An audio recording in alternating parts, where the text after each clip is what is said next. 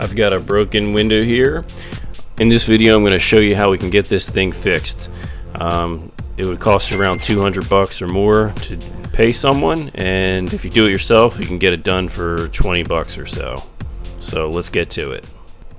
Some windows you can swing in towards the house, which gives you a little easier access. On this window you can't do that. This one is stuck in the casing, so the only way to get at it is from the outside, and unfortunately this one's on a second story, so I had to climb up a ladder.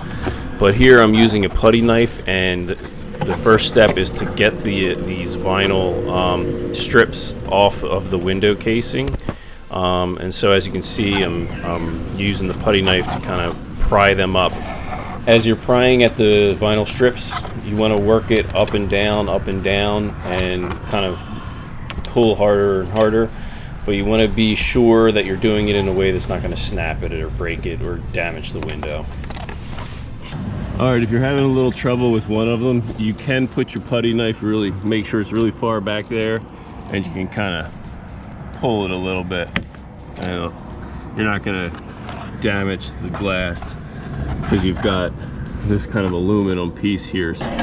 Next, we need to get the glass unit out of the window. So once we've got all the vinyl strips off, we can access the glass, and there's basically silicone or some sort of tape holding it in there. We're going to use the putty knife to kind of separate that, and then you also need to make sure you get the inside using a razor blade to separate any tape or silicone keeping the glass tied to the window. Once you've run your putty knife and razor blade across all the channels, you can then begin to gently push and pull on the glass unit to get it to pop out of the window. Once you've got the glass unit out of the window, we got to get the remaining pieces off. We're going to cut the silicone using a razor blade. You probably want to wear gloves.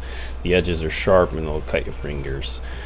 So we're going to run this along and get all those pieces of glass off of the glass unit. Alright, next up you want to measure your glass pane. Make sure to measure twice.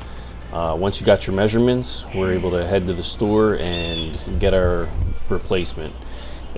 We're gonna go get a new glass. Bye! Alright, we're gonna go get our glass and get what we need. Not every Home Depot even carries the glass, and a lot of places don't even cut it. Sometimes the smaller hardware stores are better at cutting the glass and carrying it. I highly recommend you call ahead of time to make sure they have the size of glass you need and that they cut the glass. Alright, once you've got your glass, we're going to put a silicone around the perimeter of the glass unit.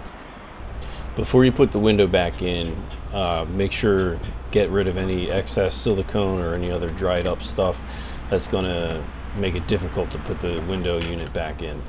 Once you've got that surface all cleaned up, put down layer of silicone around that window perimeter, pop in the glass unit, put the vinyl strips back on, and you are good to go. Okay, Jojo.